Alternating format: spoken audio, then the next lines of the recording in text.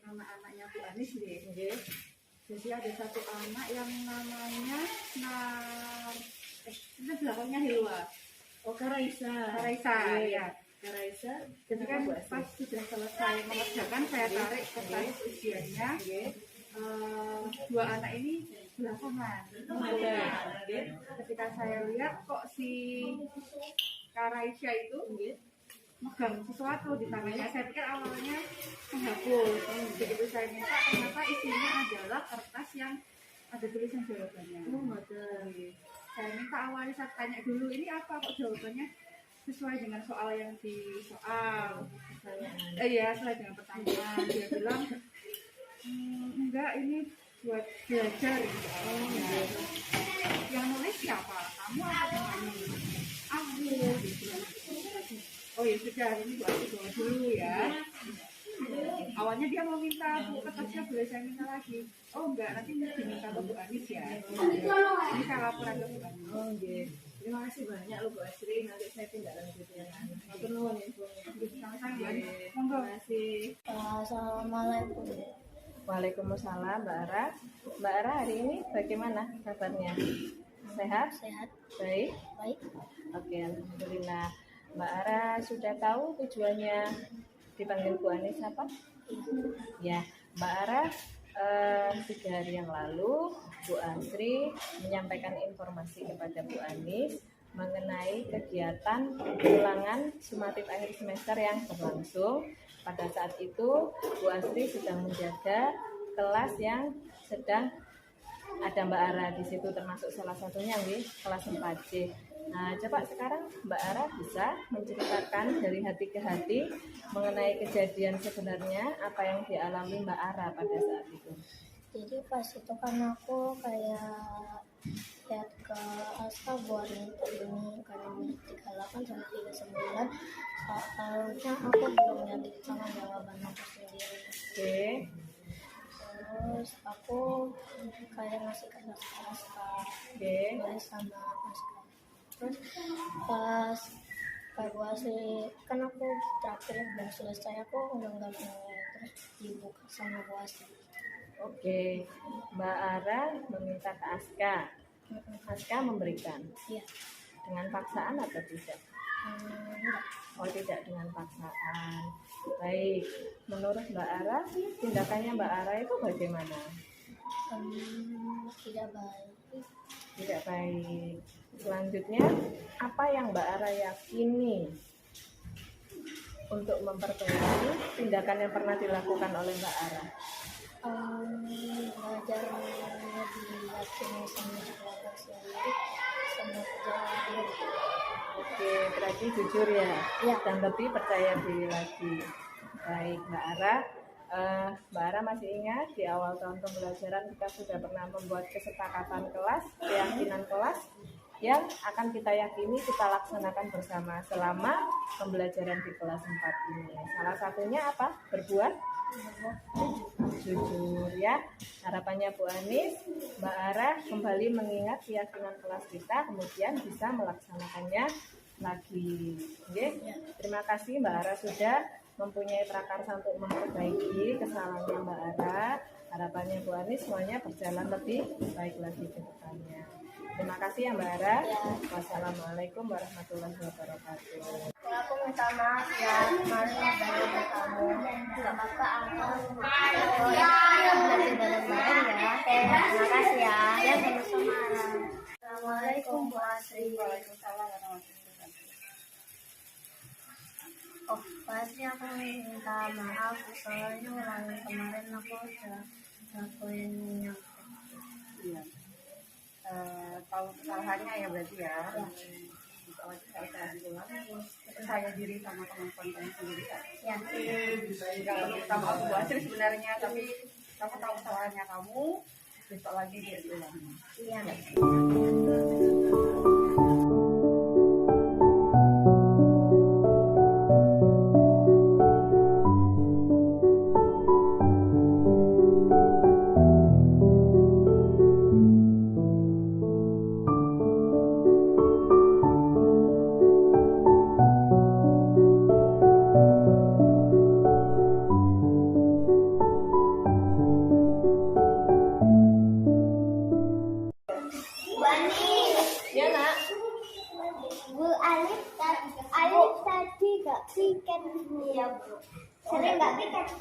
punya piket. Oh, sering nggak piket? Iya. Oh, baik. Nanti Bu Anis panggil Alif ya. Iya. Terima kasih infonya. Assalamualaikum warahmatullahi wabarakatuh. Waalaikumsalam, Mas Alif. Mas Alif sehat hari ini? Sehat. Baik. Gimana kemarin ulangannya? Lancar? Lancar. Bisa semuanya? Alhamdulillah. Mas Alif sudah tahu tujuannya dipanggil Bu Anis pagi ini? Mas Alif, Bu Anis beberapa kali mendapatkan informasi dan laporan dari teman-teman Mas Alif piket bahwa Mas Alif itu sering sekali tidak ikut piket. Apa benar Mas Alif? Iya. Mas Alif, bisa diceritakan Bu Anis mengenai kejadian yang sebenarnya, sebabnya apa? Kita bicara dari hati ke hati ya. Silakan Mas Alif. Hari Kamis itu saya sudah dijemput di depan pintu sama ayah saya. Oke, dijemput ayah. Selanjutnya, Kamis kemarin itu saya ada ekskul. oh berarti tergesa-gesa karena ada ekstrakurikuler setelahnya. Baik, Mas Alif masih ingat ya, kita sudah melakukan kesepakatan kelas, keyakinan kelas yang kita lakukan bersama, kita musyawarahkan di awal tahun pembelajaran. Masih ingat? Masih Salah satunya adalah melaksanakan apa? piket. Tiket. Baik. Menurut Mas Alif, tindakannya Mas Alif kemarin itu bagaimana?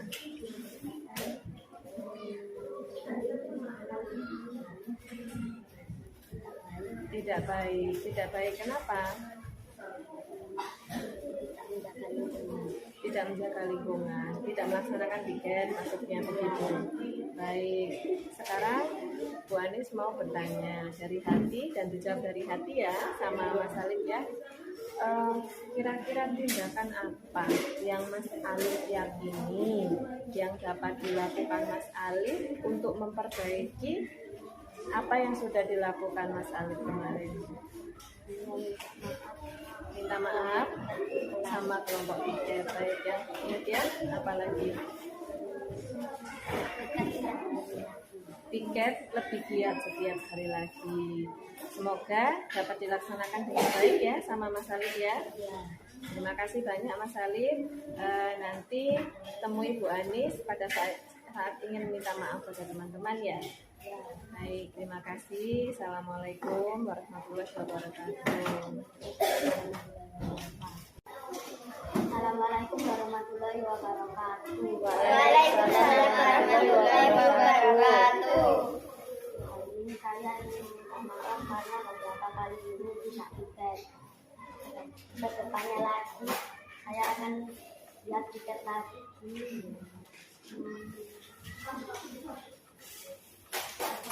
Kita lebih bersih. Terima kasih Mas Alif sudah melakukan perubahan yang lebih baik.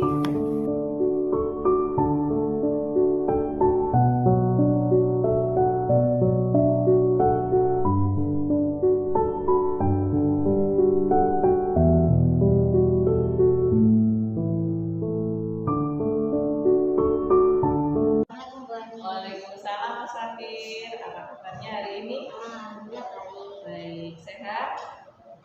Iya, Mas Safir sudah tahu kenapa hari ini Bu Anis memanggil Mas Safir? Baik, nah Bu Anis ingin bicara dari hati ke hati sama Mas Safir. Nah, Bu Anis ingin tahu kejadian sebenarnya yang terjadi kemarin saat Bu Anis mendapati Mas Fatir dan beberapa teman-teman melakukan perbuatan permainan yang ada unsur tidak menyenangkan. Menurut Mas Fatir itu apa? Bullying. Iya. Coba sekarang Mas Fatir ceritakan. Nah, Itu ada yang melakukan mungkin status di Oke, lalu Mas Fatir juga ikut berperan dalam bermain itu. Iya. Menurut Mas Fatir, permainan itu baik atau tidak? Tidak. Kemudian apa yang dilakukan Mas Fatir ke depannya? itu kita melakukan itu lagi. Kemudian Itu mengingatkan teman untuk berbuat baik. mengingatkan teman berbuat baik. Kemudian mengingat teman keyakinan kelas. Oh, mengingatkan kembali teman-teman, mensosialisasikan lagi maksudnya tentang keyakinan kelas. Kapan kita sepakati keyakinan kelas itu? Saat pertama kali mengaji. Oh, awal kelas. Jadi menguatkan kembali ya, supaya kita mengingat kembali Mas Fatir dan teman-teman supaya dalam bermain bersama teman juga tidak saling apa? Tidak saling bullying. Oke. Baik Mas Fatir, terima kasih. Semoga kedepannya Mas Fatir lebih baik lagi, lebih hebat lagi ya, semakin menjadi anak yang soleh. Terima kasih Mas Fatir. Ya. Assalamualaikum. Teman-teman, kami janji tidak akan bermain dengan kekerasan fisik dan bullying. Ya.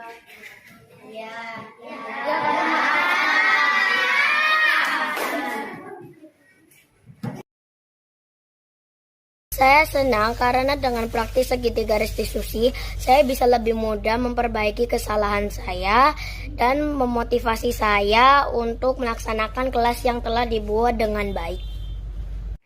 Assalamualaikum, nama saya Alif, kelas 4C, nomor absen 19.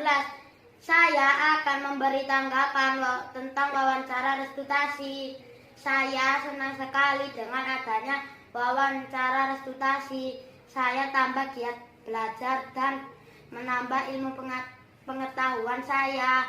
Terima kasih. Wassalamualaikum warahmatullahi wabarakatuh. Saya adalah saya sangat senang karena bisa memperbaiki kesalahan saya dan meningkatkan motivasi belajar saya untuk lebih baik lagi. Ada lagi yang belum dituliskan namanya. Jadi Bu Anis tidak menunjuk, tapi anak hebat itu menunjuk dirinya sendiri untuk menjadi seorang pemimpin. Ada yang mau mengajukan diri lagi? Siapa? Arjuna. Oke, Arjuna. Ditulis ya. Baik, kalau sudah selesai kita mulai ya. Sekarang votingnya Bu Anis mulai dari sini. Pilih siapa? Pilih siapa? Ini kandidatnya ada di depan. Pilih siapa?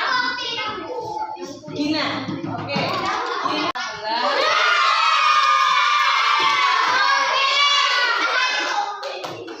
Oke ya. Berarti ketua kelas kita adalah Ashanti.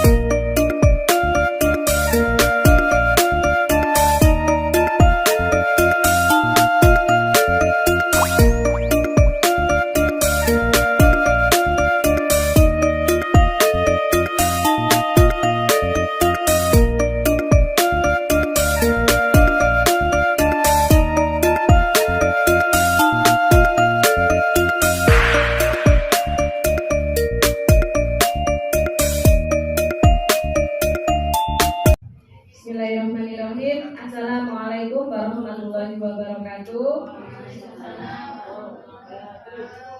Alhamdulillah wa syukurillah wa nikmatillah wa la haula wa la quwata illa billahil aliyyil azim. Rabbi shrah li sadri wa yassir li amri wahlul 'uqdatam min lisani yafqahu qawli. Amma ba'd. Saya mau niru Pak Hadi, berpantun sedikit aja. Bu Devi beli baju di Tanah Merah. Bajunya dipakai di hari Sabtu. Terima kasih Bapak Ibu Guru SD Hadijah. Semoga sehat dan semangat selalu. Alhamdulillah. Terima kasih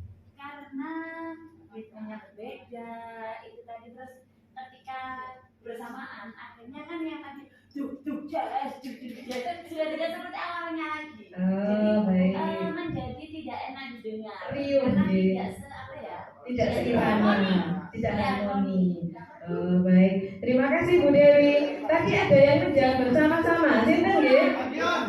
Oh, Bu Nima. Nggih, Bu Nima ngapunten. Mohon izin pendapatnya pripun? Kenapa kok lebih enak bersama-sama? Iya, karena kan sudah diatur tadi suara 1, suara 2, suara 3. Kalau tadi latihannya serius, insya Allah enak. Hasilnya luar biasa.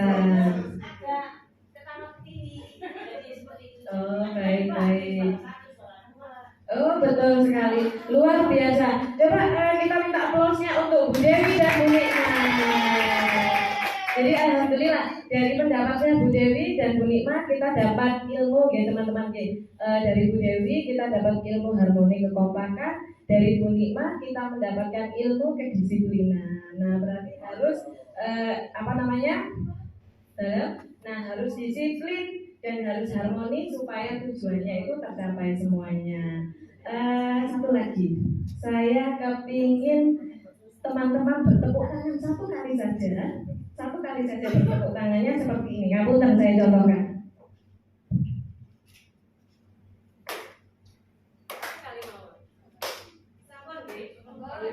Coba saya ingin tahu Bapak Ibu guru ketika bertepuk tangan itu jempol kirinya yang berada di atas. Yang jempol kirinya berada di atas. 1, 2, 3, 4, 5. Oh. Coba enggak boleh dicoba lagi. Satu kali mau. Ini tidak dipaksakan ya. Jadi hukumnya tidak dipaksakan tapi naluri. Nah, kalau naluri otomatis ya akan berubah. Ada yang kelompok jempol kiri. 1, 2, jalan saja. Oh, kanan. Ada yang kelompok jempol kanan. Oh, luar biasa. Berarti Bapak Ibu guru ini hebat semuanya.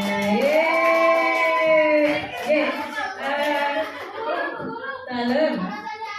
Baik, sebentar lagi saya jelaskan. Dulu ya tanggal mainnya. Teman-teman, hari ini saya akan berbagi informasi. Ngapunten, jadi saya di sini sifatnya hanya mendiseminasikan, karena saya tahu panjenengan itu begitu hebat semua, begitu luar biasa pengalamannya itu melebihi saya. Justru saya harus banyak belajar dari panjenengan sedanten. Nah, ini kita akan belajar mengenai budaya positif.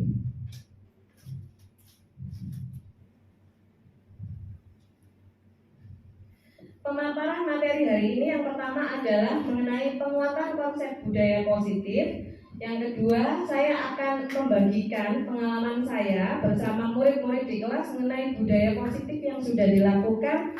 Dan yang terakhir ini puncaknya adalah diskusi pemecahan masalah dan tanya jawab. Nah, sebelum masuk ke sini, ini tadi hubungannya jempolnya kan saya minta jempol kiri atau kanan, ngoten nggih Bapak Ibu nggih. Ngapunten, ini saya ada beberapa kertas. Bapak Ibu, ini ada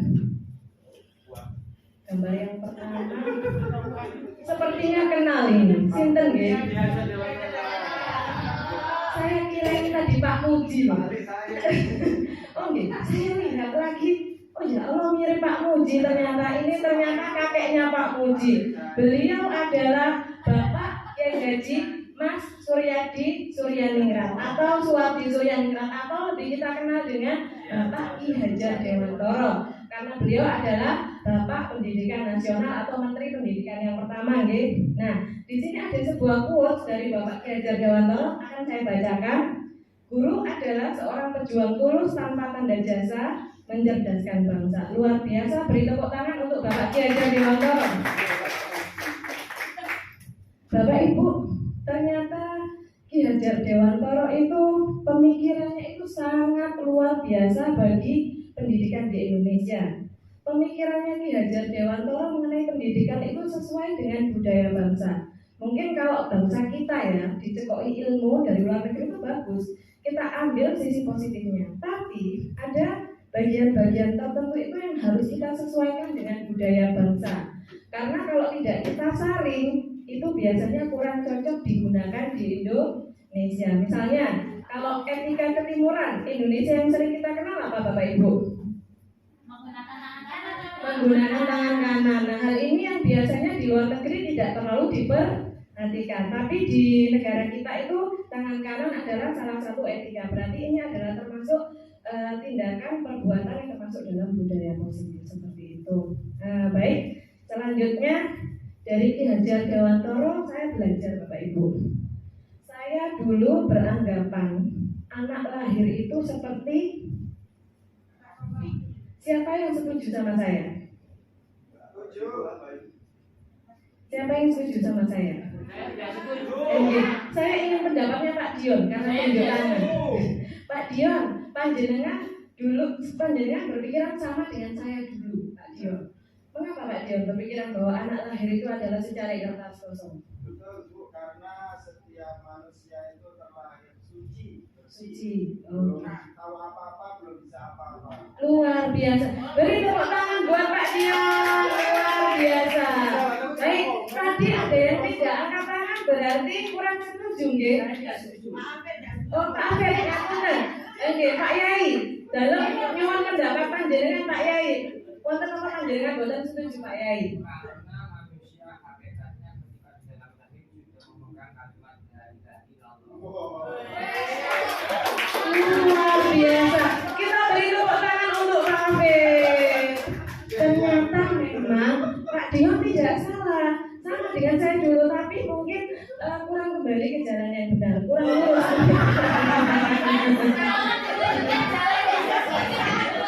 Ini luar biasa.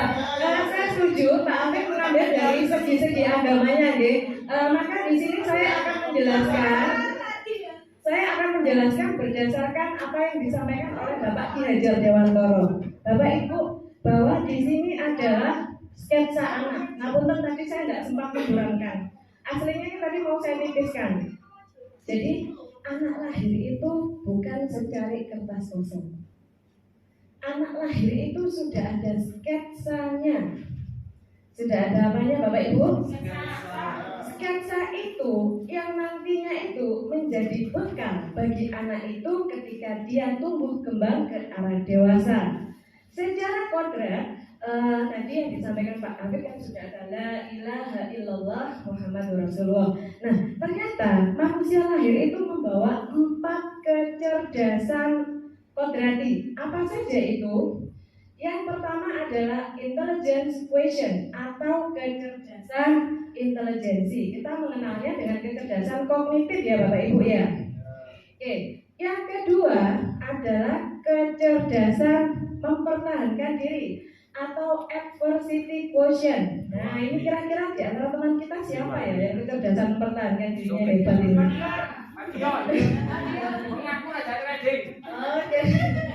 Kemudian yang ketiga, spiritual quotient, kecerdasan religiusnya. Seperti Pak Dion, Pak Afif, Bu Masula, Bu Suna, dan semuanya di sini saya yakin luar biasa.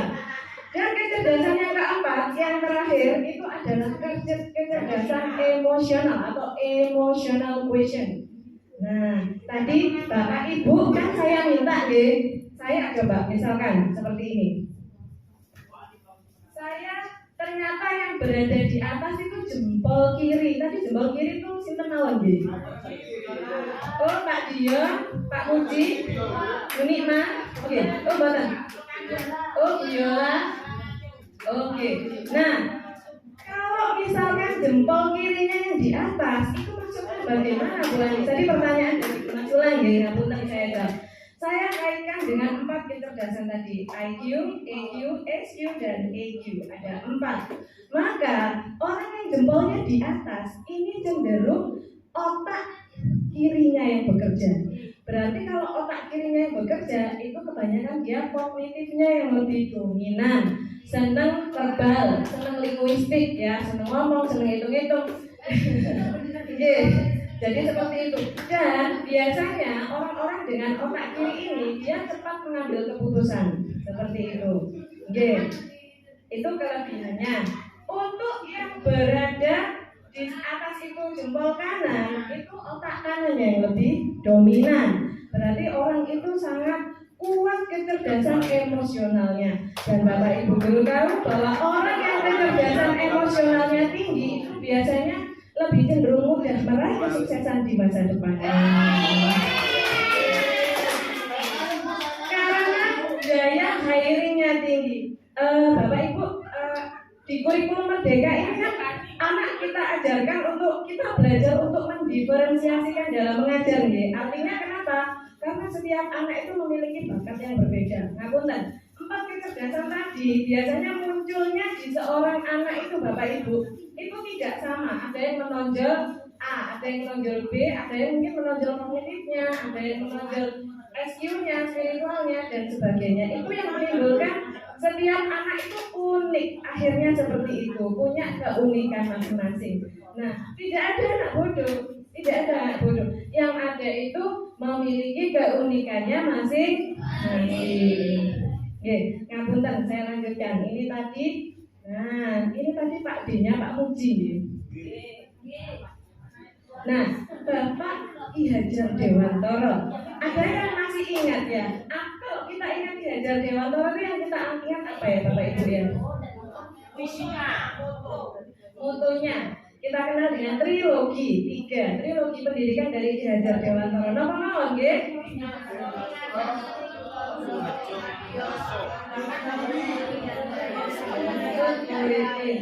Luar biasa Pak Dion. Ingat Sumpulodo. Nah ini Pak Uji ahlinya. Ngomong nggih. Ingat Sumpulodo. Ini kok artinya apa nggih?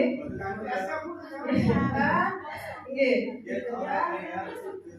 Luar biasa. Saya baru menerjemahkan bahasa asingnya Pak Muji ini. Ini bahasa asingnya Pak Muji. Ingat Sumpulodo. Di depan itu memberikan suri tauladan atau contoh. Nah, kemudian yang di tengah Ing Madya Mangunkarso. Monggo diterjemahkan Kak Dion apa artinya Ing Madya Mangunkarso? Di tengah itu harus Okay. Betul sekali, luar biasa Bu Ima. Di tengah kita itu memotivasi anak, menyemangati anak supaya anak-anak itu lebih giat dalam menemukan potensi jati dirinya. Oke, yang ketiga, Tukuri Handayani. Tukuri Handayani itu apa nggih? Itu kita bawani. Luar biasa jagonya. Jangan sampai nggih anak-anak kita zaman sekarang itu menjadi generasi yang seperti itu. Insya Allah mboten. Tukuri Handayani itu adalah di belakang kita memberikan dorongan, doa dan kekuatan baik untuk murid-murid kita supaya mereka mampu menjadi orang yang beriman, bertakwa dan berakhlakul karimah. Seperti itu. Bapak Ibu, sesungguhnya menurut Ki Hajar Dewantoro, filosofi pendidikan menurut Ki Hajar Dewantoro ada 2 nih Ibu, ada pengajaran, ada pendidikan. Apakah pengajaran dan pendidikan itu hal yang sama? Beda nih. Kenapa kok berbeda Pak Dion? Tulisannya lain. Kisahnya lain. Oke, mungkin bisa memberikan pendapatnya Pak Dion. ya karena mengajar itu hanya mengajar saja. Betul, luar biasa Pak Dion ini. Kalau mendidik itu harus Ya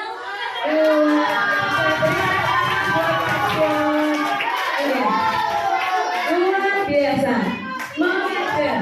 Jadi Ki Hajar Dewantoro itu mengajar mengenalkan dengan sistem among. Among itu dari kata bahasa Jawa yang artinya ngomong, memberikan pengasuhan, pengajaran juga pendidikan.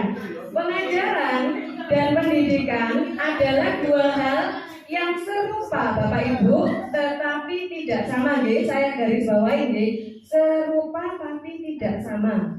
Nah, kenapa dikatakan serupa? Serupa karena sama-sama kita ngomong anak, mengasuh anak di sistem among. Lalu kenapa berbeda Bapak Ibu guru?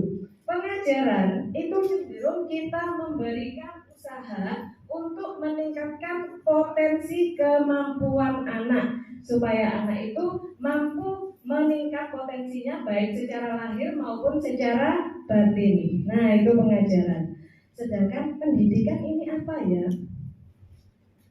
Pendidikan itu rentangnya lebih panjang, Bapak Ibu. Nah, betul. Kalau pengajaran itu adalah sebuah titik, maka pendidikan adalah titik yang tidak henti. Seperti itu.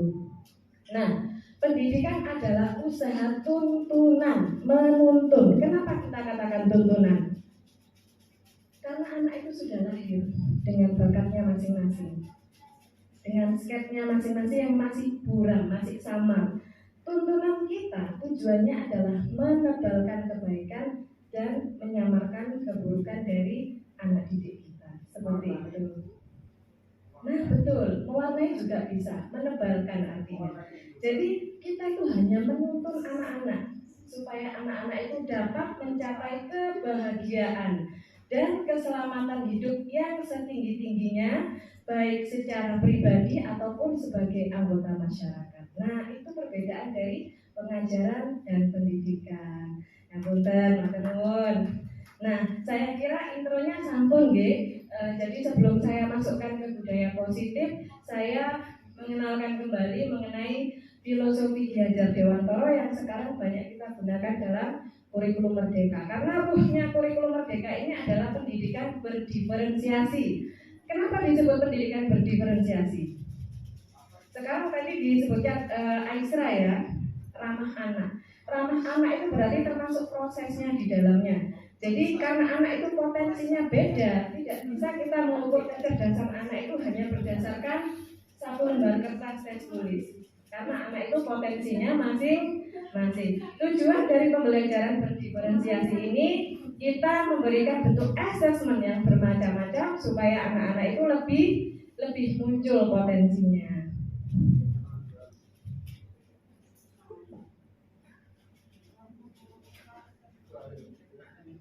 Penguatan budaya positif. Di sini akan ada beberapa, ngapunten saya sambil duduk nggih. Di sini ada beberapa Bapak Ibu yang akan saya jelaskan. Yang pertama mengenai disiplin dan nilai-nilai kebajikan universal.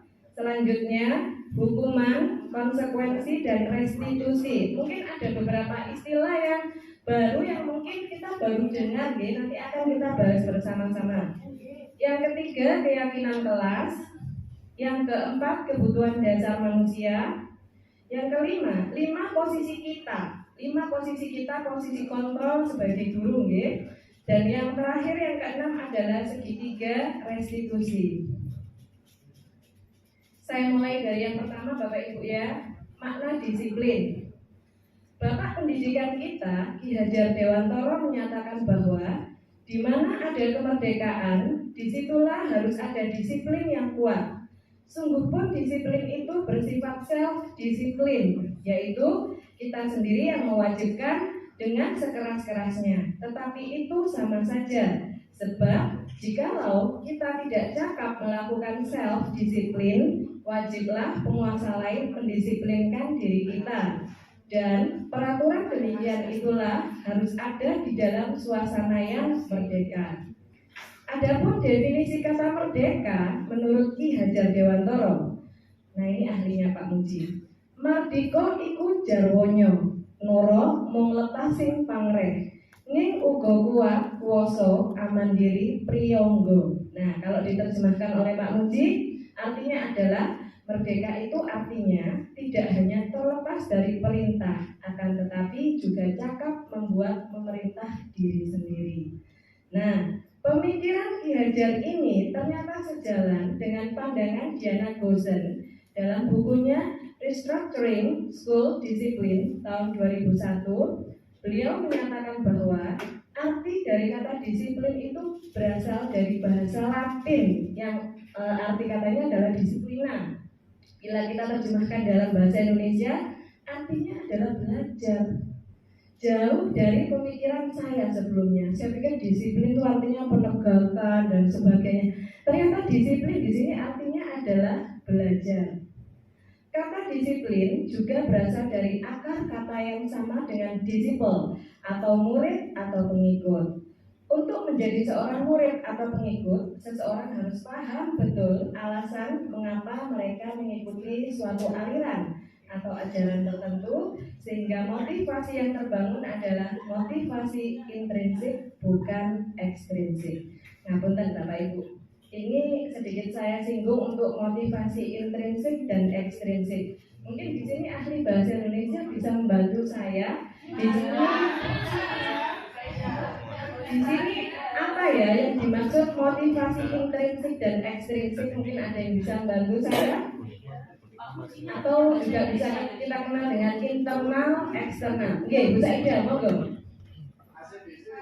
Ngapunten, saya menuju ke panjenengan sekitar ini supaya suaranya terdengar.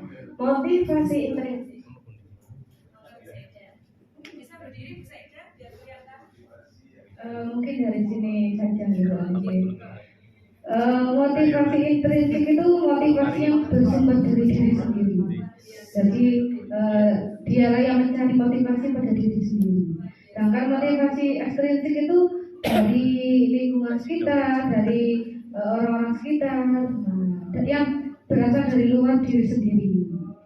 Gitu, terima kasih. Terima kasih Bu Saida. Ya, berarti kalau saya simpulkan pendapat dari Bu Saida, intrinsik berarti internal, berasal dari dalam diri sendiri. Self hiring, jadi punya motivasi yang munculnya dari diri, dari dalam hati untuk melakukan tindakan disiplin. Kalau ekstrinsik apa berarti? Dari luar. Betul sekali Bu Bidan. Dari luar itu contohnya seperti apa? Monggo Bu Bidan. Saya pegang dulu Terima kasih Bu Anis. Jadi menurut saya tadi apa yang disampaikan Bu Faida itu betul. Motivasi intrinsik itu Bu Saidah. Iya, ingat-ingat Bu Faida nggak kelihatan ya hari ini ya. Sedikit beda F sama S. Jadi yang disampaikan Bu Faida, Bu Saidah tadi, motivasi intrinsik betul, motivasi yang tumbuh dari diri sendiri. Kita bekerja, berbuat sesuatu itu bukan ingin dinilai orang lain, tetapi itu memang niatan dari hati kita sendiri. Itu sudah tumbuh dari diri sendiri. Kalau motivasi ekstrinsik itu kita berbuat sesuatu, bekerja karena ingin dihargai orang lain, karena ingin dinilai baik oleh orang lain, karena dinilai dari luar. Kita berbuat sesuatu, contoh konkret yang sudah terjadi di sekolah kita ini adanya rapor sekolah. Dulu sebelum ada rapor sekolah, tadi sudah disampaikan Pak Adi bagaimana perkembangan setiap bulannya. Karena ingin dinilai baik, sehingga berlomba-lomba untuk bisa mendapatkan nilai yang baik di rapor tersebut. Itu salah satu contohnya Bu Anis. Itu saja dari saya, terima kasih. Terima kasih Bu Bida, luar biasa. Beri tepuk tangan untuk Bu Saida dan Bu Bida. Luar biasa. Jadi kalau motivasi intrinsik itu datang dari keinginan sendiri, dari dalam diri sendiri. Ekstrinsik itu dari luar. Kalau dari luar berarti faktornya itu bukan dari diri sendiri. Bisa jadi itu adalah karena ingin penghargaan, atau ingin penilaian dari orang lain. Penghargaan itu bisa dalam bentuk fisik atau non fisik, Kalau misalkan yang non fisik kira-kira apa ya? Pujian, penghargaan dari orang lain. Kalau yang fisik, reward seperti itu. Nah, jadi ada dua motivasi.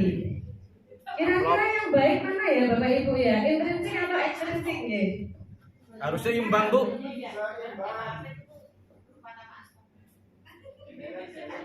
Selanjutnya kebajikan universal. Nah, apa sih kebajikan universal itu? Dari kata kebajikan sama dengan bijak nih. Kalau kita terjemahkan kebajikan universal adalah merupakan sifat-sifat positif manusia yang merupakan tujuan mulia yang ingin dicapai setiap individu. Nah, contohnya sifat apa ya? Karakter apa ya dalam kebajikan universal ini? Mungkin ada yang bisa menyebutkan contoh nilai-nilai kebajikan universal? Disiplin, tanggung jawab, saling menghargai, saling menghormati, dan masih banyak lagi nggih Bapak Ibu nggih. Ngapunten insya Allah kalau Bapak Ibu guru SD Hadijah mboten wonten nggih.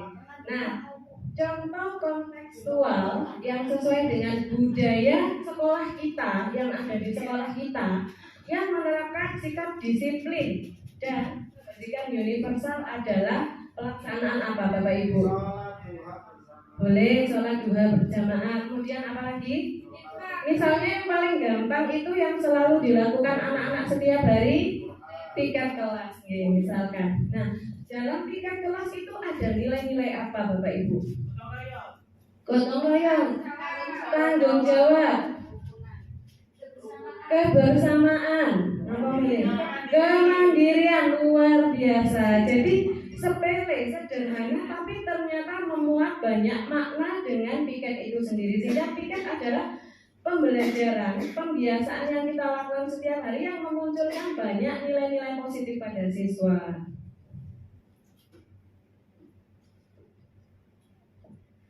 Selanjutnya, untuk yang kedua adalah perbedaan antara hukuman, konsekuensi, dan restitusi. Ada 3 kata ya Bapak Ibu, hukuman, konsekuensi, dan restitusi. Mungkin ada yang sebelumnya pernah mendengar kata hukuman? Kalau konsekuensi? Perjanjian. Kalau restitusi? Saya punya contoh kontekstual, Bapak Ibu.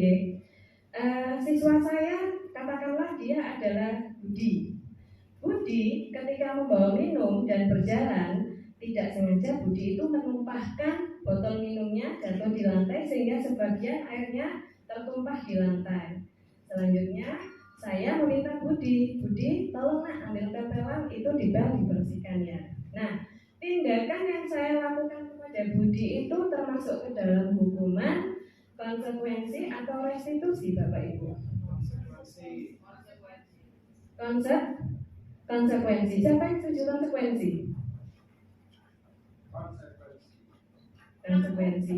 Konsekuensi. Baik. Saya punya satu contoh masalah. Budi, murid saya, ketika mengambil minum di galon minum, kemudian ditutup ternyata kurang rapat. Kemudian pada saat Budi berjalan, dia bersenggolan dengan temannya sehingga botol minumnya tidak sengaja terjatuh. Lalu airnya sebagian tertumpah di lantai. Basahlah lantainya. Kemudian sebagian siswanya menyampaikan ke saya, Budi, botolnya tumpah. Lalu saya sebagai guru menghampiri Budi. Nah, coba ambil pel-pelan, lalu itu dipel sampai kering ya. Nah, tindakan yang saya lakukan, yang saya ucapkan kepada Budi ini termasuk hukuman, kemudian konsekuensi atau restitusi? Konsekuensi. Apabila saya mengubah kata-kata saya, Budi, kok bisa tumpah? Ayo kamu lari ke lapangan. Hukuman. Kemudian apabila saya memanggil Budi, apa yang terjadi nak? Bisa dijelaskan ke ibu? Baik, kira-kira apa yang akan Budi lakukan untuk mengatasi permasalahan Budi? Oh baik, lalu Budi menyampaikan dia berinisiatif ingin mengambil pel-pelan. Jadi keinginan untuk mengambil pel-pelan itu diucapkan Budi sendiri kepada saya, gurunya. Nah di sini ada 3 konteks berbeda ya Bu. Ada penyelesaian pertama, kedua, dan ketiga. Kalau yang pertama tadi konsekuensi karena gurunya yang menyampaikan, memberi instruksi. Yang kedua hukuman karena bersifat memaksa, betul. Lalu yang ketiga, kenapa restitusi? Betul sekali. Meminta anak-anak untuk bernalar kritis untuk menyelesaikan masalahnya sendiri. Nah, disinilah perbedaan antara hukuman, konsekuensi, dan restitusi. Saya sedikit mengulang. Hukuman, pengertiannya adalah tindakan yang diberikan kepada individu atau kelompok atas kesalahan, pelanggaran atau kejahatan yang dilakukan dalam bentuk perilaku negatif untuk perbaikan tingkah laku sehingga tidak terulang kembali. Nah, bagaimana sifat dari hukuman itu sendiri? Hukuman itu biasanya tidak terencana atau tiba-tiba, karena kejadiannya itu kan tidak direncanakan, Bapak Ibu, apabila ada permasalahan anak-anak. Bagaimana proses pengambilan keputusannya? Anak tidak tahu dan tidak terlibat karena di sini komunikasinya searah, gurunya yang memberikan perintah. Kemudian sifat arahnya satu arah dari guru yang memberikan sanksi. Dan bagaimana kira-kira Bapak Ibu dampaknya bagi murid kalau diberikan berupa hukuman? Mangkel.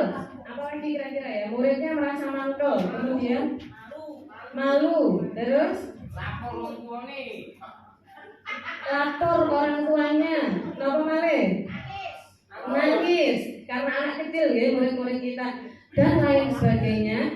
Itu biasanya itu cenderung apakah menimbulkan luka di hatinya Bapak Ibu? Kalau menimbulkan luka itu berarti cenderung memberikan trauma bagi anak-anak itu. Kira-kira kalau ada trauma itu bisa berkembang dengan baik tidak ya kecerdasan mereka itu? Tidak bisa. Baik, dampaknya bagi murid adalah sangat melukai murid sehingga murid merasa marah, kecewa, merasa bersalah, dendam dan sebagainya. Nah, di sini posisi gurunya adalah sebagai pembuat keputusan tunggal satu arah. Nah, kemudian tadi konteks yang pertama tadi saya sebutkan ya, konsekuensi dijawab Bu Saidah seperti itu. Nah, contoh kasusnya adalah saya meminta Budi untuk mengambil pel-pelan dan ngepel lantai yang basah. Nah, konsekuensi di sini pengertiannya adalah akibat dari suatu perbuatan, Bapak Ibu. Bagaimana sifatnya? Terencana dan sudah disepakati. Artinya di sini ketika saya mendapatkan informasi dari murid-murid itu, saya kan otomatis mendengarkan ya ada masalah apa. Lalu di situ saya berpikir merencanakan untuk menyelesaikan masalah yang terjadi baru saja. Nah, berarti masih ada proses yang saya rencanakan sehingga kemudian saya menyampaikan kepada Budi untuk mengepel dari lantai tersebut. Kalau misalkan Budi mengiyakan, berarti dia sepakat menuruti. Nah, kalau di konsekuensinya ada dua hal ya Bapak Ibu ya. Biasanya kalau siswa menurutnya itu secara terpaksa atau tidak? Sedikit terpaksa sedikit memang dua arah tapi sedikit memaksa seperti itu perbedaannya dengan restitusi. Terencana dan sudah disepakati, lalu pengambilan keputusan anak sudah tahu dan terlibat, sifat arahnya dua arah, guru dan murid menyepakati bersama. Dampak pada murid terjadi jeda time out pada anak. Nah, di sini posisi gurunya adalah sebagai pemantau murid. Kita mengamati saja apa yang dilakukan oleh murid kita. Lalu yang ketiga adalah restitusi. Apa sih restitusi itu? Restitusi adalah proses menciptakan kondisi murid untuk memperbaiki kesalahan mereka sehingga mereka bisa kembali kepada kelompok mereka dengan karakter yang lebih kuat. Ini adalah pendapat menurut Gosen 2004. Bagaimana sifatnya restitusi? Merupakan keyakinan kelas, yaitu suatu hal yang diyakini akan memberikan dampak positif ke depannya. Bagaimana proses pengambilan keputusannya? Murid menentukan sendiri kesepakatan. Dan bagaimana sifat arahnya? Terjadi komunikasi dua arah antara guru dan murid menyepakati bersama hasil keyakinan murid tersebut. Lalu bagaimana dampak pada murid? Murid tidak kehilangan waktu, tapi bersemangat untuk memperbaiki diri. Maka di sini posisi guru adalah sebagai manajer atau pembimbing. Nah, sekarang pendapat Bapak Ibu kira-kira dari 3 macam ini mana yang terbaik yang kita lakukan kepada siswa kita? Apakah hukuman, konsekuensi, atau restitusi? Restitusi karena lebih ramah anak lebih menstimulus anak untuk bernalar kritis, mengakui kesalahannya dan mengambil positif untuk perbaikan. Nah, ini ada kasus lagi Bapak Ibu, ngapunten, ada beberapa contoh kontekstual yang sering terjadi mungkin ya pada saat kita mengajar nih. Yang pertama, menyuruh siswa berdiri di depan pintu karena terlambat masuk setelah jam istirahat. Kira-kira kasus ini termasuk ke dalam tipe yang mana Ibu? tipe hukuman, punishment. Oke, betul ya. Kenapa kok hukuman? Kalau kita lihat dari karakter sifatnya ini seperti apa? Kenapa hukuman? Memaksa, mengambil keputusannya adalah satu arah dari gurunya saja ya. Berarti ini adalah sifatnya adalah hukuman. Baik, lalu ada kasus yang kedua Bapak Ibu, meminta siswa mengepel lantai karena tidak sengaja menumpahkan botol minumnya. Konsekuensi, sebab akibat ya. Tapi di sini gurunya sebagai pemantau ya, sebagai kontrolnya adalah sebagai pemantau. Kemudian yang ketiga, nah ini ada sebuah permasalahan. Salah satu murid itu lupa membawa tugasnya yang harus dikumpulkan hari ini. Lalu saya sebagai gurunya menanyakan, tindakan apa yang kamu yakini dapat menjadi solusi dari permasalahanmu? Nah, apabila gurunya menyampaikan dalam bentuk seperti ini termasuk apa ya? Restitusi, betul sekali Pak Dion. Kenapa disebut restitusi Pak Dion? Karena siswa diarahkan untuk memberikan solusi. Betul sekali, diarahkan kemandirian untuk bernalar kritis menemukan solusi dari permasalahannya sendiri. Kita beri tepuk tangan untuk Pak Dion, luar biasa.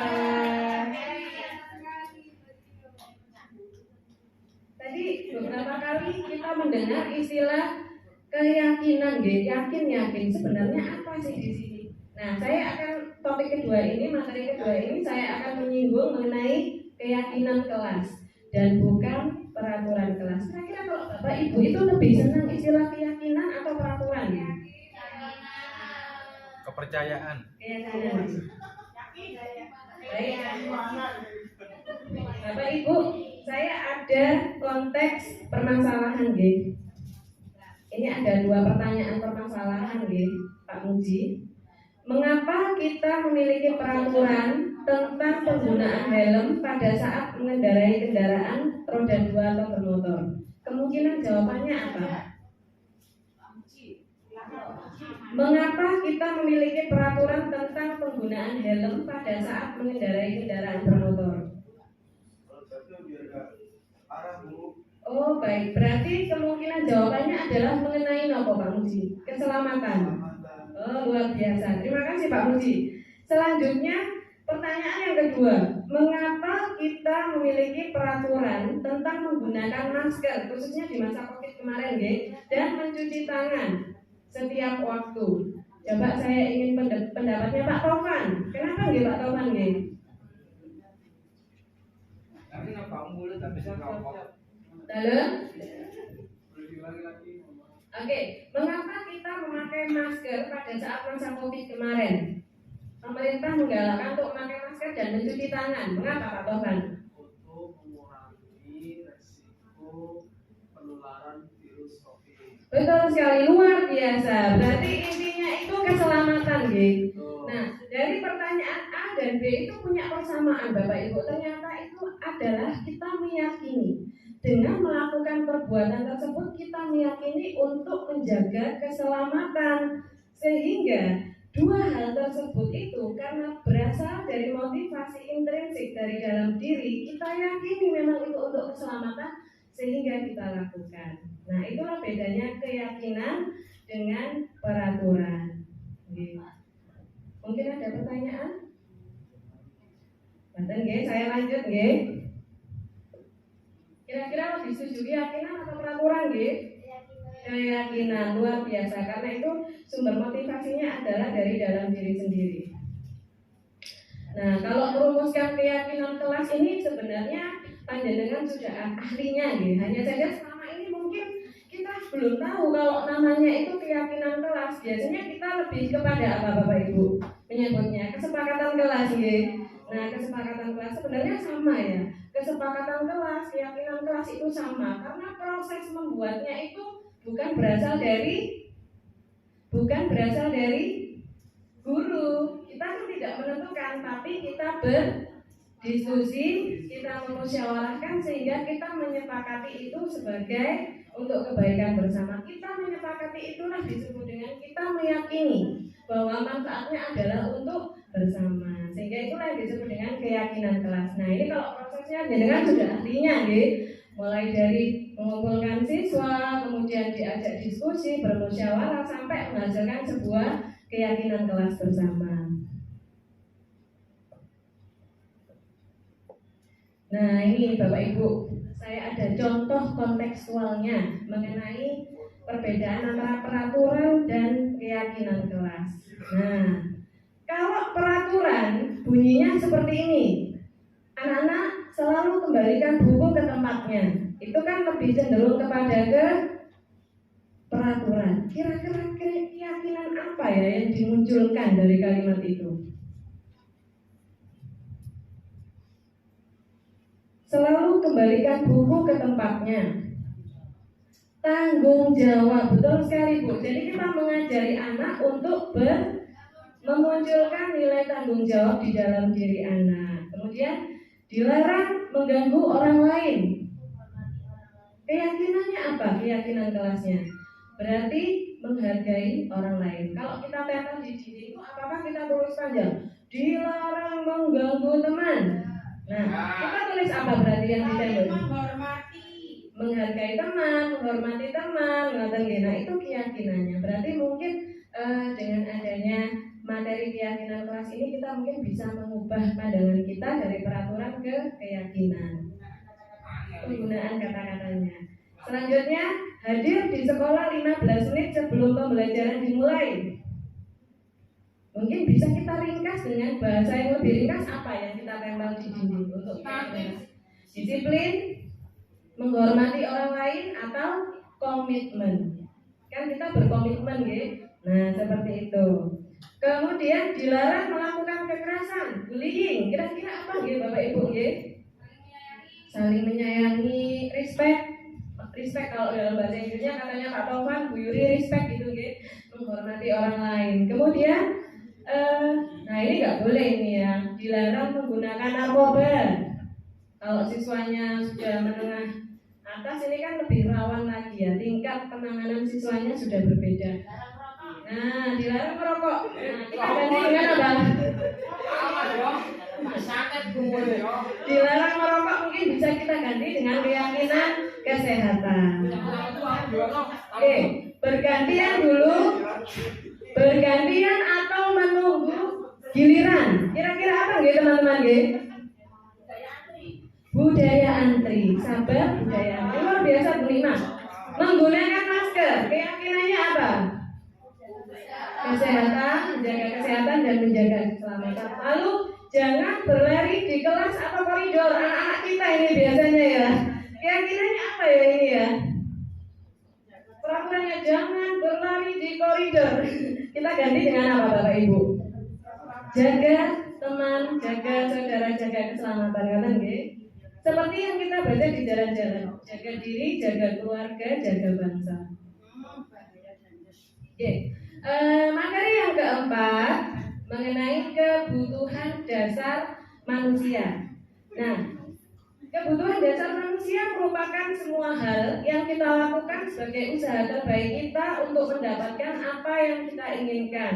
Ketika kita mendapatkan apa yang kita inginkan, sebetulnya saat itu kita sedang memenuhi satu atau dua lebih dari satu kebutuhan dasar kita, yaitu yang pertama adalah survival, Bapak Ibu. Mungkin bisa diterjemahkan Bu Yurika, survival itu apa?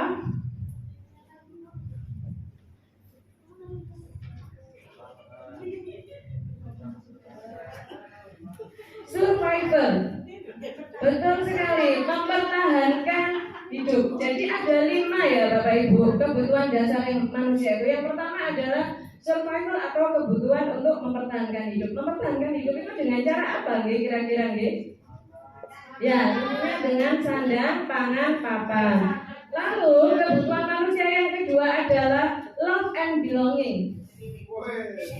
Apa itu love and belonging? Mungkin Pak Bapak kasih sayang, belong berarti kepemilikan gitu. Nah, saling memiliki, saling menyayangi seperti itu, love and belonging. Yang ketiga, freedom. Apa itu freedom? Kebebasan. Siapa yang mau dikungkung? Siapa yang mau dipenjara? Gak ada kan ya? pasti aja pengen bebas ya. Nah seperti itu ya, semua orang itu kayak kepingin diberikan kebebasan baik secara pikiran atau fisik ya. Juga tidak dibatasi asalkan bebasnya itu tidak tak terbatas. Apa maksudnya tidak tak terbatas itu? Nah, ini Bu luar biasa. Artinya bukan berarti kalau tidak tak terbatas bebas boten. Artinya kebebasan kita itu kan hak kita ya. Hak kita itu dibatasi undang-undang. Supaya apa? Hak kita itu tidak melanggar haknya orang lain seperti itu. Dan yang kelima, yang keempat, kesenangan atau fun. Nah, setiap orang itu butuh senang, butuh healing, betul nggak Bapak Ibu? Kenapa kira-kira kok butuh senang atau butuh healing? Betul, karena yang perlu kita refresh adalah otak kita yang ada 3 bagian itu. Apabila merasa senang, maka otak bagian tengah kita bisa bekerja maksimal. Kemudian yang kelima adalah power. Apa itu power Bapak Ibu? Kekuatan, kekuasaan. Itu adalah 5 kebutuhan dasar dari manusia.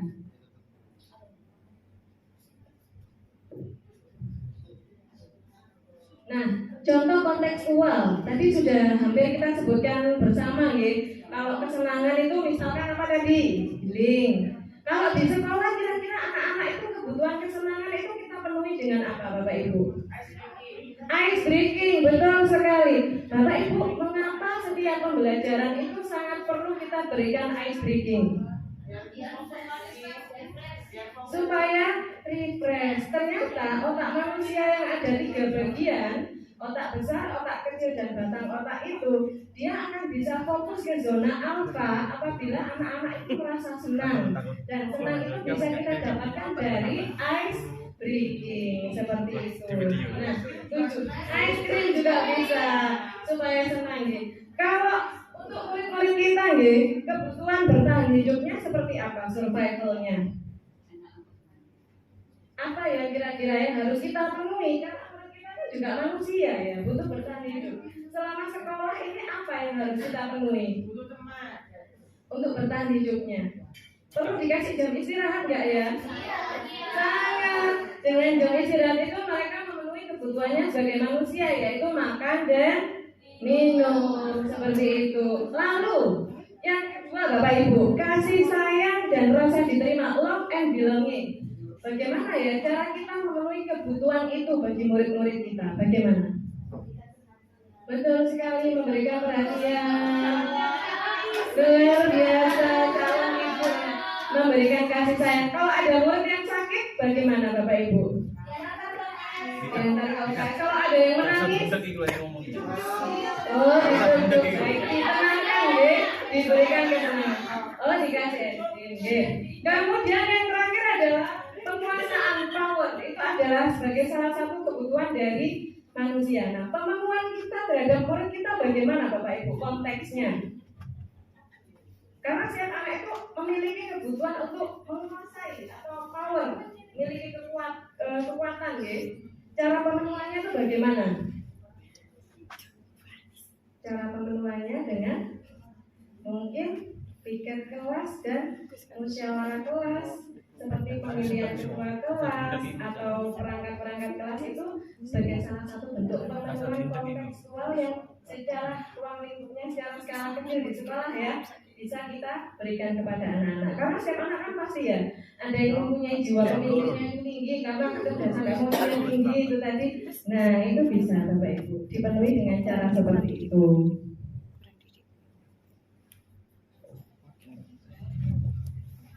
Kita masuk ke materi kelima Bapak Ibu. 5 fungsi kontrol guru sebagai, ada 5 Bapak Ibu ya fungsi kontrol kita sebagai guru. Yang pertama adalah guru sebagai penghukum. Ada nggak ya di antara kita itu yang pernah menghukum siswa? Tidak ada. Tidak ada hukuman Bu. Lalu yang kedua, guru sebagai teman, as a friend, berarti gurunya friendly, ramah sama anak. Kemudian yang ketiga, guru sebagai pembuat merasa bersalah. Pernah enggak ya kita seperti itu? Kemudian yang keempat, guru sebagai pemantau. Dan yang kelima, guru sebagai manajer. Ini adalah 5 fungsi guru. Secara tidak kita sadari, mungkin di bawah alam sadar kita pernah melakukan kesalahan-kesalahan kecil terhadap murid kita yang mungkin kita bisa memperbaiki mulai dari sekarang, seperti itu. Nah, Bapak Ibu, di sini saya akan mengaitkan fungsi guru tadi, 5 peran guru tadi dengan motivasi eksternal dan internal, ya. Nah, apabila guru di sini berperan sebagai penghukum atau pembuat orang merasa bersalah, maka perilaku kontrolnya itu cenderung ke negatif atau positif, Bapak Ibu.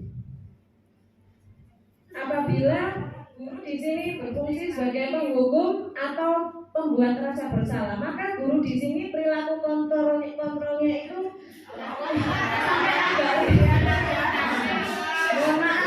agak ribet. Jadi perilaku kontrolnya itu negatif atau positif, Bapak Ibu? Negatif, nggih. Nah, apabila perilaku kontrolnya sebagai teman atau pemantau, maka bersifat apa, Bapak Ibu? Positif. Nah, sekarang kita akan breakdown, nggih, perbedaannya.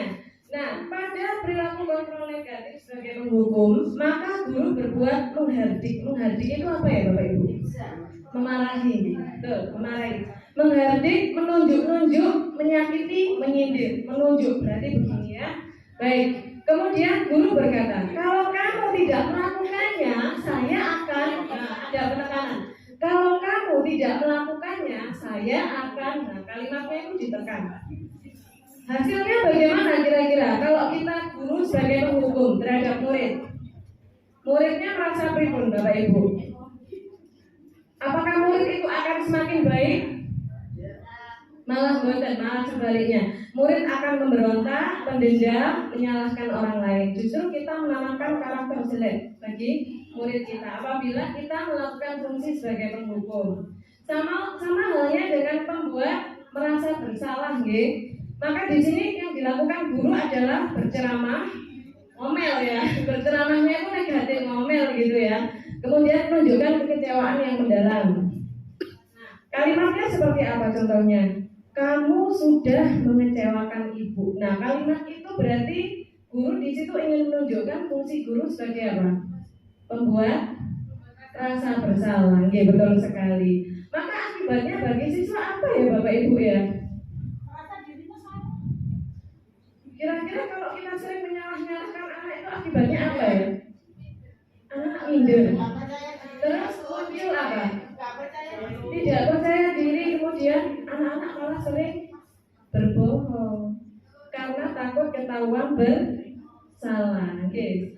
Makanya kalau misalnya membuat rasa bersalah dan penghukum itu, perilaku kontrolnya itu adalah negatif. Nah, sekarang perilaku kontrol positif itu guru sebagai teman dan pemantau. Apabila guru sebagai teman, maka guru membuatkan alasan-alasan untuk muridnya. Misalkan saya menggantikan Bu Devi mengajar di kelas karena Bu Devi berhalangan. Ada salah satu muridnya itu mungkin kinestetiknya luar biasa, kemudian saya minta tolonglah kamu kerjakan nanti supaya Bu Devi bisa menilai. Nah, berarti di situ saya mengedepankan fungsi saya sebagai apa? Dengan kata tolong itu. Sebagai teman, saya sudah berusaha untuk memposisikan diri saya, kontrol diri saya sebagai teman. Seperti itu, ya. Kemudian kira-kira ya, kalau kita banyak memposisikan diri kita sebagai teman kepada murid kita, apa yang terjadi?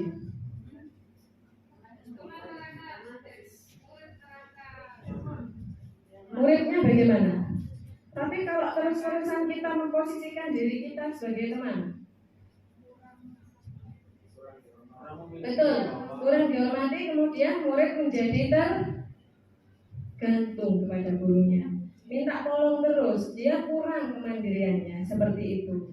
Nah, kemudian sebagai pemantau, guru sebagai pemantau itu perbuatan guru adalah menghitung dan mengukur, mengamati contoh kontekstualnya bagaimana, apa peraturannya, apa konsekuensinya, apa yang telah kamu lakukan. Seperti tadi ketika saya bertanya pada Budi, lalu saya menyuruh Budi. Nah, berarti di situ saya berperan sebagai pemantau. Kontrol negatif kita usahakan untuk kita tinggalkan Bapak Ibu, karena dampaknya luar biasa, tidak menghasilkan dampak positif bagi murid kita. Untuk fungsi perilaku kontrol positif sebagai teman atau pemantau, kita bisa melakukannya, tapi dalam durasi yang tidak sering. Karena ternyata kalau sering kita lakukan, itu dampak positifnya juga kurang maksimal.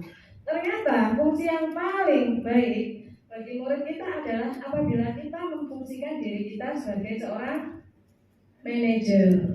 Nah, di sini kita dapat membantu siswa untuk bernalar kritis, menyelesaikan masalahnya sendiri, sehingga siswa itu tahu, oh iya, aku ini melakukan kesalahan ini, lalu aku akan berusaha untuk memperbaikinya dengan cara apa? Melakukan tindakannya nyata, seperti itu. Komunikasinya sifatnya dua arah antara guru dengan siswa.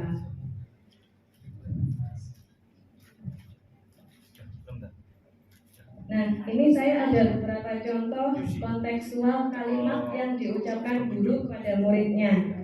Yang pertama, saya kecewa sekali dengan kamu. Kira-kira kalimat itu fungsi gurunya seperti apa?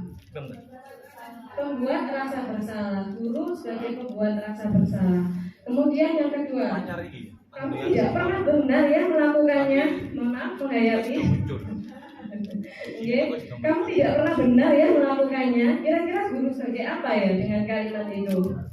Penghukum, betul sekali. Ayolah, lakukan demi ibu atau bapak sebagai teman, betul. Apakah kamu mau menempatkan stiker bintang ini? Nah, kita punya stiker bintang atau stiker smile yang kita tempel di dinding. Kira-kira fungsi guru sebagai apa ya? Kenapa disebut memantau? Karena kita memantau perkembangan anak dari banyaknya stiker yang ditempel di dinding. Nah, ini yang mau saya tegaskan Bapak Ibu. Sebenarnya tipe pemantau ini untuk yang stiker tadi baik atau bukan baik nih? Kenapa kok kurang baik Bu Devi? Saya setuju dengan jenengan. Karena motivasinya tidak berasal dari diri sendiri. Yang ada dengan adanya stiker atau bintang itu menimbulkan rasa ketidaknyamanan antar teman. Mungkin temannya yang kurang mendapatkan stiker. Itu tadi motivasi ekstrinsik, ingin mendapatkan pujian atau penghargaan. Kita lebih memotivasi diri itu internal, secara intrinsik yang berasal dari dalam diri sendiri. Nah, lalu ini, kamu selalu yang paling terakhir. Kira-kira fungsi sebagai apa nih? Jumatan. Pasti kayak dewe gitu ya bahasa Jawanya. Sebagai penghukum. Betul sekali. Nah, Bapak Ibu, selanjutnya ini adalah segitiga restitusi, puncak dari semua yang saya jelaskan tadi. Bapak Ibu, ada 3 aspek utama dalam segitiga restitusi. Segitiga restitusi ini adalah tujuannya untuk penyelesaian masalah, Bapak Ibu ya. Setiap anak itu secara kodrat, setiap manusia itu pasti pernah melakukan kesalahan.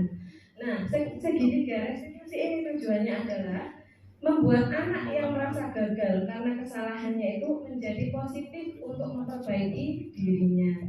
Nah, tujuan dari segitiga restitusi adalah seperti itu. Nah, aspeknya apa saja? Ada 3 Bapak Ibu segitiga restitusi. Yang pertama, menstabilkan identitas. Yang kedua, validasi tindakan yang salah. Dan yang ketiga adalah menanyakan keyakinan. Nah, itu urut, jadi dari bawah, kemudian ke kiri, lalu terakhir ke kanan urutannya gitu. Pada tahap menstabilkan identitas, nah yang bisa kita lakukan apabila anak kita melakukan kesalahan, kita tidak membuat dia menjadi down, tapi kita berikan kata-kata motivasi. Misalnya, setiap orang pasti pernah melakukan kesalahan. Kamu bukan satu-satunya yang melakukan hal ini, supaya anaknya mentalnya tidak down, seperti itu. Kemudian validasi tindakan yang salah, tapi bukan berarti kita cooling down terus kita membetulkan tindakannya, tidak. Lalu kita validasi tindakan yang salah. Kamu tentu punya alasan mengapa melakukan hal tersebut. Adakah cara yang lebih efektif untuk mendapatkan apa yang kamu butuhkan? Nah, di sini kita memvalidasi. Nah, jadi supaya dia itu menyadari kesalahannya apa itu pada tahap validasi masalah. Pada tahap yang terakhir yang ketiga, kita menanyakan untuk solusi, kita tanyakan keyakinan apa yang telah kita sepakati bersama. Terus dia mengingat, oh ya Bu, kita sepakat untuk saling menghargai. Jadi saya telah merasakan bullying Bu, saya minta maaf, misalnya seperti itu. Kamu ingin menjadi orang yang seperti apa? Misalnya kita beri pertanyaan stimulus seperti itu, gitu. Saya ingin menjadi yang lebih baik Ibu, yang tidak membuli teman. Jadi kita merangsang anak untuk bernalar kritis, menemukan solusi atas kesalahan yang telah dilakukan.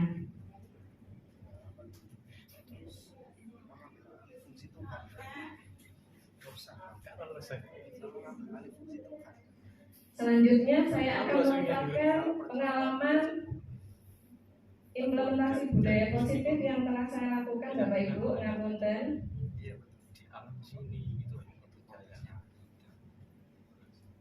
Pak Puja, ngapunten supaya suaranya lebih keras. Biasanya pakai mikrofon ya. Untuk yang speakernya, ngapunten bunyi. Untuk yang video, biasanya kemarin kan ketemu boten di dalam. Ada yang lupa.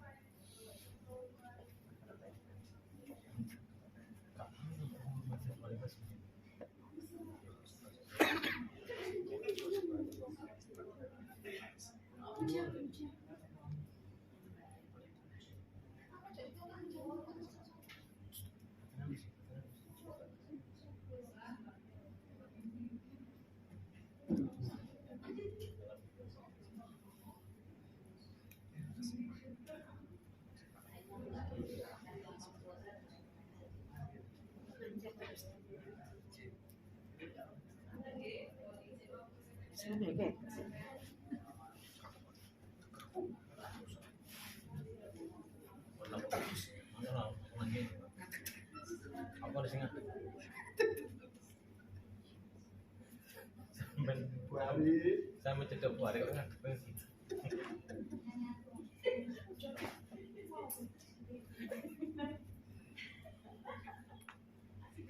Mari tadi.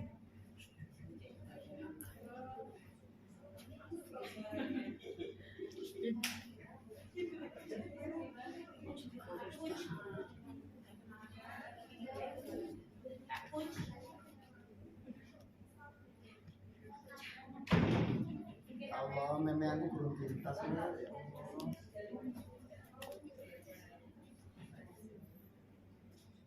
Bari memang aku belum pintas.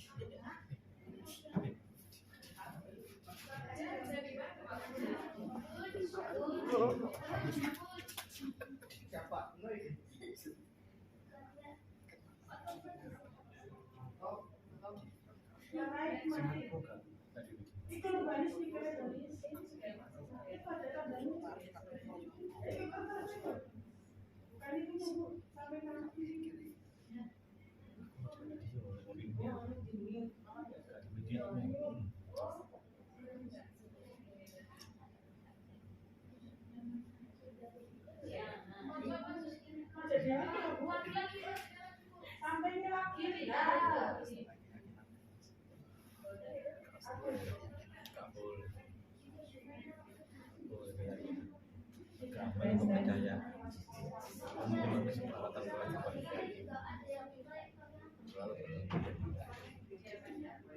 Mau mendekati video.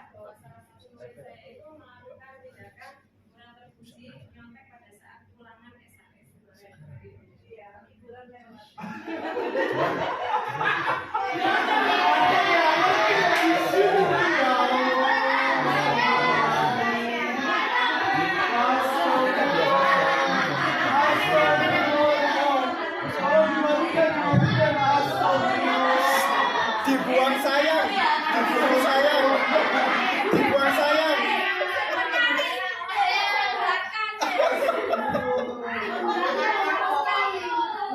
Mau menangkan.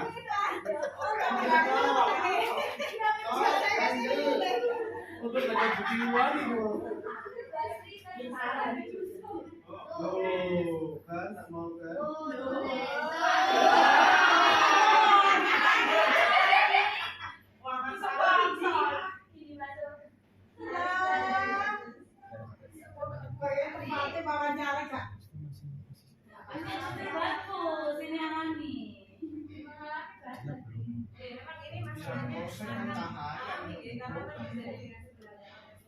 Nah, pada tahap ini yang pertama saya dengan identitas Bapak Ibu. Kemudian karena soalnya tidak terdengar sambil saya bercerita. Setelah dengan identitas di sini saya menanyakan kepada murid saya mengenai kejadian sebenarnya. Saya tidak memposisikan diri saya sebagai pemberi hukuman atau mungkin menggunakan kalimat-kalimat yang bisa membuat dia down, tapi saya lebih kepada sharing, bertanya apa yang sudah terjadi seperti itu.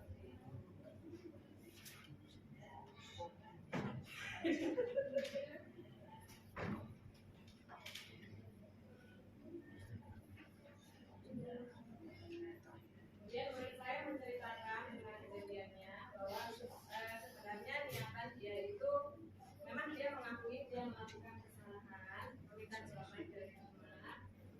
Kemudian dia menceritakan bahwa saya kurang yakin, kurang percaya diri pada jawaban dari itu, sehingga saya tidak bertanya semua, tapi saya minta seperti jawaban sebelumnya. Saya diminta penjelasan seperti itu.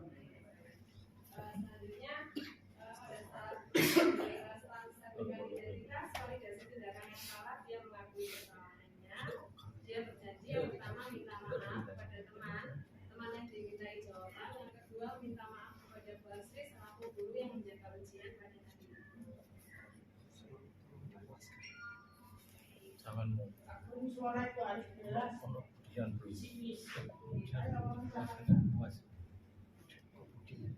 Paling maksimal.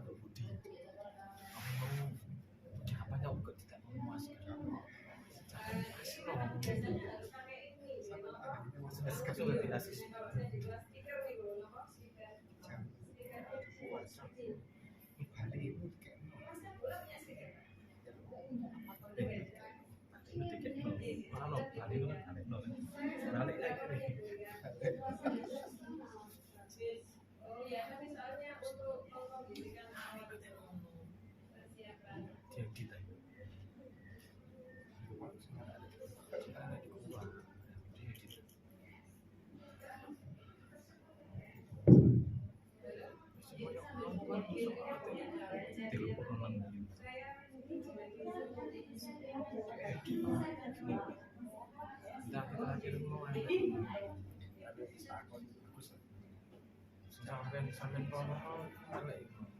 Bapak Ibu, ngapunten saya sedikit percepat ya untuk videonya. Jadi ini adalah tahap tindak lanjut. Yang pertama, siswa saya meminta maaf kepada temannya.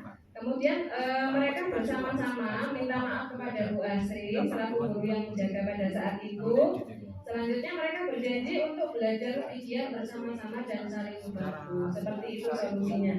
Bapak Ibu, mungkin sampai di sini saya buka pertanyaan sedikit. Mau sesi pertanyaan bagi Bapak Ibu guru yang mau bertanya, monggo. Monggo yang mau bertanya.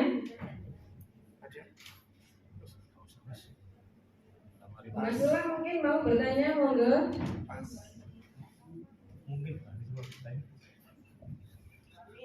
Oke, Bu Ida, monggo Bu Ida. Aku dan mic-nya Bu Ida mungkin bisa berdiri biar terdengar di videonya.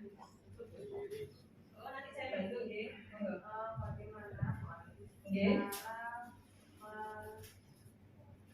Menyelesaikan masalah pada anak yang Oke, pertanyaan dari Bu Ida adalah bagaimana cara menyelesaikan permasalahan anak di sini adalah anaknya sering berbohong ya Bu Ida. Penyelesaian masalah bagi anak yang suka berbohong. Nah, pertanyaan dari Bu Ida. Mungkin ada pertanyaan yang lain? Sampun dari Bu Ida mawon. Nah, sebelum saya jawab, mungkin ada Bapak Ibu guru yang punya pengalaman anaknya berbohong, lalu mungkin ada penyelesaian. Baik, Bu Indah, saya mencoba menjawab pertanyaan dari Bu Indah. Saya kembalikan kepada segitiga restitusi yang saya tampilkan tadi, ya.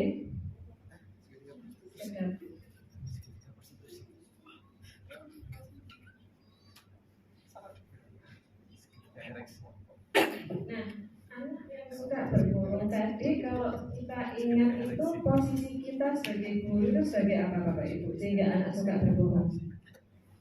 Tadi kan ada posisi sebagai pembohong, ada yang membuat rasa bersalah. Berarti posisi kontrolnya itu positif atau negatif Bapak Ibu?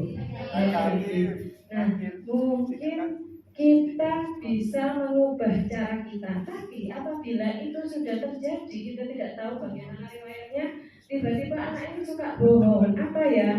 Lalu mungkin ketahuan bohong disampaikan oleh temannya. Langkah apa kira-kira Bapak Ibu yang bisa kita lakukan untuk menyelesaikan? Mungkin kita bisa berpedoman di sini ya Bapak Ibu ya. Pertama, kita menstabilkan identitas dulu. Ketika kita menstabilkan identitas itu, kita panggil siswanya. Nah, kita heart to heart ya, bicara dari hati ke hati dengan siswa kita. Kira-kira meskipun kita tahu siswa kita itu bohong, kira-kira langkah awal pertama apa Bapak Ibu yang harus kita lakukan untuk menstabilkan identitas itu lagi? Menguatkan siswa kita, kemudian menenangkan motivasi, memberikan motivasi dan menenangkan siswa kita ya, bahwa setiap orang bisa melakukan kesalahan. Kamu mungkin bukan satu-satunya yang pernah melakukan kesalahan. Nah, itu kita menenangkan dulu. Setelah kita menstabilkan identitas, kita masuk pada tahap validasi tindakan yang salah. Kita menggali cerita. Kenapa kok dia berbohong? Kita beri kesempatan dia berbicara. Pasti ada alasannya gitu Bapak Ibu. Kamu tentu punya alasan mengapa melakukan perbuatan itu. Kenapa berbohong? Nah, di situ kita bisa mendengarkan cerita anak heart to heart. Kita dengarkan secara seksama penjelasan dia sampai dengan akhir tanpa kita menilai atau tanpa kita menghakimi atau membuat dia merasa bersalah. Lalu setelah itu kita tanya, kira-kira misalkan dia bohong, nyontek nanti, kira-kira selain melakukan perbuatan yang kurang baik, hal apa yang bisa lakukan agar kamu bisa berhasil dalam mengerjakan ulangan, misalnya seperti itu. Lalu dia akan berpikir, pasti dia akan bisa menemukan caranya. Karena setiap anak itu pasti punya potensi yang luar biasa. Asalkan dia tidak di-downkan. Kembali lagi, otak tengah manusia akan bekerja maksimal apabila dia kembali pada zona alfa. Kalau dia senang. Dan tahap yang terakhir Bu Indah ya, menanyakan keyakinan, kesepakatan yang sudah disepakati bersama gurunya, kita kuatkan kembali supaya anak itu bernalar kritis untuk menyelesaikan permasalahannya. Terima kasih kepada Bu Indah, semoga penjelasan saya bisa memberikan jawaban atas pertanyaan Bu Indah. Matur nuwun. Bapak Ibu guru, terima kasih atas waktunya memberikan kesempatan pada saya untuk mendiseminasikan budaya positif yang ada di sekolah kita. Semoga kita dapat bersama-sama untuk belajar, mengembangkan dan melakukan budaya positif sekolah. Dari saya, matur nuwun sangat. Akhirul kalam, wallahu muwaffiq ila aqwamit thoriq. Wassalamualaikum warahmatullahi wabarakatuh. Waalaikumsalam warahmatullahi wabarakatuh. Betul ya Bapak Ibu. Luar biasa.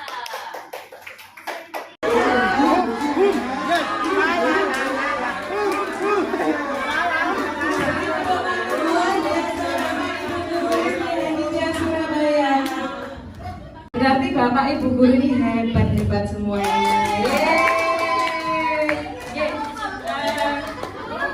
Dalam. Baik, sebentar. Belum tahu apa-apa, belum bisa apa-apa. Luar biasa. Beri tepuk tangan buat Pak Dia. Luar biasa. Baik, tadi ada yang tidak akan mohon pendapat panjenengan Pak Yai. Wonten apa panjenengan boten setuju Pak Yai? Karena manusia hakikatnya ketika di dalam rahim Anak lahir itu sudah ada sketsanya. Sudah ada apanya Bapak Ibu? Sketsanya. Sketsa itu yang nantinya itu yang jempolnya di atas ini cenderung otak kirinya yang bekerja. Berarti kalau otak kirinya yang bekerja itu kebanyakan dia kognitifnya yang lebih perbedaan dari pengajaran dan pendidikan. Nah, punten makanun. Nah, saya kira intronya sampun nggih. Jadi sebelum saya masukkan ke budaya positif, saya mengenalkan kembali mengenai filosofi Ki Hajar Dewantara itu lebih muncul potensinya.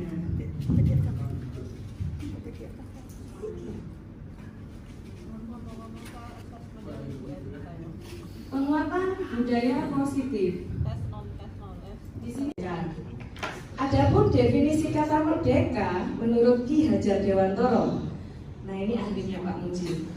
Mardika iku jarwa. Motivasi intrinsik itu motivasi yang bersumber dari diri sendiri. Jadi dialah yang mencari motivasi pada diri sendiri. Sedangkan motivasi ekstrinsik itu dari lingkungan sekitar, dari orang-orang sekitar, yang berasal dari luar diri sendiri. Gitu. Terima kasih. Terima kasih Bu Saidah. Dari dalam hati untuk melakukan tindakan disiplin. Kalau ekstrinsik apa Bu Ida? Dari luar itu contohnya seperti apa? Lingkungan. Monggo Bu Ida. Saya nilai-nilai positif pada siswa.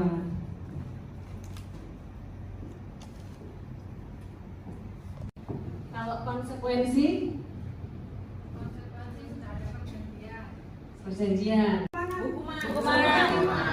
Hukuman. Kemudian apabila saya memanggil Budi, apa yang disinilah perbedaan. Lalu bagaimana dampak pada murid? Murid tidak kehilangan waktu, tapi bersemangat untuk memperbaiki diri. Maka di sini posisi guru. Tadi beberapa kali kita mendengar istilah keyakinan, ya, peraturan kelas. Kira-kira kalau Bapak Ibu itu lebih senang istilah keyakinan atau peraturan? Keyakinan. Pertanyaan A dan B itu punya persamaan Bapak Ibu. Ternyata itu adalah kita meyakini. Dengan melakukan perbuatan tersebut kita meyakini untuk menjaga keselamatan sehingga supaya refresh. Ternyata otak manusia yang ada di terima kasih banyak buat Bu Anis sebagai calon guru penggerak. Kemarin saya sudah dapat kesempatan untuk mendengarkan beliau mempresentasikan tentang diseminasi budaya positif. Dan luar biasa keren loh, ternyata manfaat banget insya Allah buat pembelajaran ketika di kelas. Dan membuat saya terinspirasi dan semakin semangat untuk menerapkan ke anak-anak didik di kelas. Terima kasih Bu Anis. Assalamualaikum warahmatullahi wabarakatuh. Saya Taufan, guru SD Airija, ingin memberikan pesan dan kesan. Kemarin telah melewati sesi diseminasi dengan Ibu Anis Fitria Wijayanti tentang budaya positif di sekolah. Alhamdulillah materinya sangat berbobot. Kami senang mendapatkan banyak pengetahuan yang baru, informasi yang baru, sehingga bermanfaat untuk kegiatan kami di sekolah. Terima kasih Bu Anis, sukses selalu. Wassalamualaikum warahmatullahi wabarakatuh.